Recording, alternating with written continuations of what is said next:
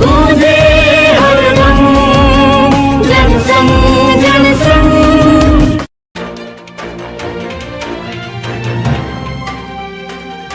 Jansangh today में आपका हार्दिक स्वागत है। आज हमारे साथ श्री अंजनी तिवारी जी उपस्थित हैं, जो कि उत्तर प्रदेश के महासचिव हैं। तो तिवारी जी बताएं कि आने वाले समय में जनसंघ के एमपी एमएलए उत्तर प्रदेश में हो सकते हैं? जी हाँ, निश्चित रूप से हो सकते हैं। हम लोग 2024 की लोकसभा चुनाव की तैयारी कर रहे हैं और आज उसी के सापेक्ष में एक वार्षिक बैठक हुई है जो जयपुर में चल रही है। हम लोग आने वाले समय में जो राजस्थान में और जो 2024 की लोकसभा चुनाव होना है उसकी समीक्षा बैठक के लिए बैठे हैं कि मिशन को हम किस प्रकार से चुनाव मैदान में उतारें और जन भावनाओं से जुड़ी हुई किन समस्याओं को सरकार के पास ले जाएं। आज महंगाई, बेरोजगारी, भ्रष्टाचार, इन सारी चीज़ों पर सरकार मौन है।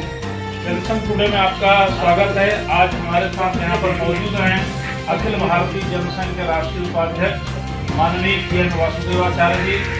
हम उनसे पूछना चाहेंगे कि इस समय उत्तर प्रदेश में अथवा पूरे देश भर में जनसंघ की क्या स्थिति है? जनसंघ की स्थिति अभी पूरे देश में 14 प्रांतों में हमारी इकाइयाँ खड़ी हैं और सक्रिय रूप से काम कर रहे हैं। उत्तर प्रदेश में हमने अभी 3 केंद्र बनाए हैं, ब्रज प्रदेश का, अवध प्रदेश का और काशी प्रदेश का। इन तीनों में हमारे कार्यालय, संगठन, गतिविधियाँ चल रही हैं। तो क्या आप मानते हैं कि आने वाले समय में उत्तर प्रदेश में अथवा पूरे भारत भर में जनसंघ के एमपी और एमएलए हो सकते हैं? बिल्कुल हो सकते हैं। उसके लिए हम लोग अभी से प्रयत्नरत हैं। देश में कम से कम हमारे 20-25 एमपी और 100 के आसपास विधायक पूरे देश में। आपके भाई साहब श्री के.एन. गोविंदाचार्य जी भारतीय जनता पार्टी में थे और आप जनसंघ में हैं। हाँ, उनका समय रहे हैं और इस समय भारतीय जनता पार्टी से भी हट करके पूरे समाज के लिए वो कार्य कर रहे हैं, रचनात्मक, आंदोलनात्मक और देश के संविधान के व्यवस्था परिवर्तन के दृष्टि से कार्य चल रहा है। अब तक जो देश चल रहा था या विश्व चल रहा था वह जो है मानव केंद्रित था।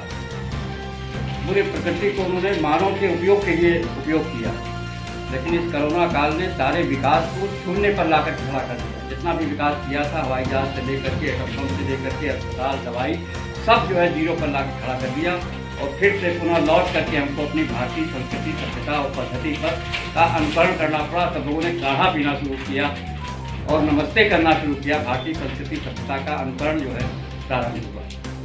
आज बहुत खुशी हो रही है कि आसाम नहीं, सारे उत्तर पर उठ के इतने राज्य है जनसंघ का प्रभाव झेल रहे हैं। अरुणाचल प्रदेश से आए हुए हैं, अभी नागालैंड, मणिपुर, मिजोरम वगैरह से भी हमारे पास संपर्क है। तो असम के लिए हमने 3 डिस्ट्रिक्ट चॉइस किए हैं, धेमाजी, विश्वनाथ एंड कामरूप मेट्रो। विश्वनाथ से मैं खुद लड़ूंगा, मेरा वो अपना संसदीय क्षेत्र है। और अरुणाचल प्रदेश से भी है और जोनाई बोलने वाले जगह है, वहाँ पे मिस्टर टोमाधर डोले बोल के है, वो लड़ेंगे। और कामरूप मेट्रो पर है। मेरा नाम अनंत टाइम है, मैं अरुणाचल प्रदेश से आए हैं। हमारे खंडर जी ने हमको बोला है अखिल भारतीय जनसंघ का सभा हो रहा है, इसलिए मैं भी आए हैं यहाँ शामिल होने के लिए। तो क्या आप जनसंघ में शामिल हो गए हैं? हो गए हैं, मैं दिल और दिमाग से शामिल हो गए हैं। तो क्या आपकी योजनाएं हैं कि जनसंघ के एमपी और एमएलए भी वहाँ पर हो सकते हैं? तो अब फिलहाल अभी तो नहीं बता सकता है क्योंकि मैं पास में अभी आया है। मैं अरुणाचल जाके वहाँ चर्चा करूँगा, उसके बाद मैं बता सकता हूँ। बहुत बहुत धन्यवाद जी। जय श्री राम। नमस्ते। बाबू राजेंद्र प्रसाद, आंध्र प्रदेश तिरुपति నుండి నేను రాష్ట్ర ప్రధాన కార్యదర్శిగా అఖిల భారతీయ జనసంఘ పార్టీలో మనం కొనసాగుతున్నాము. రాబోయే రోజుల్లో ప్రతి నియోజకవర్గంలోనే కంటెస్ట్ చేయాలని ఎమ్మెల్యే నుంచి కానీ ఎంపీల దగ్గర నుంచి కానీ ఇప్పుడు ఎమ్మెల్సీగా మేము కంటెస్ట్ చేయాలని నిర్ణయించుకున్నాము. తిరుపతిలో అంటే రాయలసీమ తూర్పు భాగాల్లో చిత్తూరు, నెల్లూరు, ప్రకాశం 3 జిల్లాలకు ఎమ్మెల్సీగా గ్రాడ్యుయేట్ ఎలక్షన్గా మేము నిలబడాలని, ఎమ్మెల్సీ నుంచి మా యొక్క ప్రాధాన్యత ఏమిటి అనేది మీకు తెలియజేస్తామనేది अखिल भारतीय जनसंघ पार्टी मुख्యంగా తెలియజేస్తుంది। अध्यक्ष जी का जो मेरे पे विश्वास है, मैं उस विश्वास को और मजबूत करने का कार्य करूंगा और जमीन से जुड़ के उन सारी समस्याओं का निराकरण करेंगे जो अब तक दूसरी पार्टियां केवल हवाई बनाती रही हैं। माननीय अनुपम जी, वहाँ पर हेमा मालिनी जी अपना काम कर रही हैं, तो क्या आपको आसान लगता है? नहीं, बिल्कुल आसान लगता है। फिलहाल तो ऐसा ही लगता है कि संसद में जितने संसदीय सदस्य पहुंच रहे हैं वो केवल फिल्म और इसी तरह के लोग पहुंच रहे हैं, उनसे देश का भला होने वाला नहीं है। देश का भला तो उनसे होगा जो ज़मीन पर रह के कार्य करते हैं। तो आप मानते हैं कि जनसंघ को आज देश की जरूरत है? विशेष आवश्यकता है देश को जनसंघ की।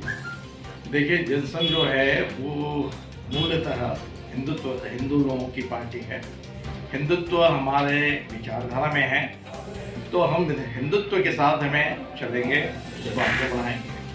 अभी छत्तीसगढ़ में वर्तमान कांग्रेस सरकार ऐसा कार्य कर रही है जो उनको करना नहीं चाहिए। छत्तीसगढ़ कमोवेश एक बड़ा राज्य भी नहीं है तो छोटा राज्य भी नहीं है। वैसे भी क्षेत्रीय दल की मान्यता के लिए 2% सीट की आवश्यकता होती है। वहाँ पर 90 सीट है तो ज़्यादातर 2 सीट चाहिए, लेकिन 3 की संभावना हो सकती है वहाँ पर, और छत्तीसगढ़ में संभावना है। बहुत बहुत धन्यवाद जी डॉक्टर साहब, आपसे बातचीत करके बहुत अच्छा। आपका स्वागत है। हमारे साथ आज जुड़े हुए हैं डॉक्टर बीके रमना रेड्डी जी, जो अखिल भारतीय जनसंघ के राष्ट्रीय सचिव हैं और यहाँ जयपुर के राष्ट्रीय बैठक में आप पधारे हुए थे। तो हमें जानना चाहेंगे कि चूँकि आप दक्षिण भारत से हैं, तो आने वाले समय में दक्षिण भारत में जनसंघ के क्या क्रियाकलाप हो सकते हैं, क्या गतिविधियाँ हो सकती हैं? अखिल भारतीय जनसंघ दक्षिण भारत में सोच रहे हैं हिंदू लोग। पहले हिंदुइज्म करके बीजेपी आया था, अभी बीजेपी हिंदुइज्म को छोड़ दिया।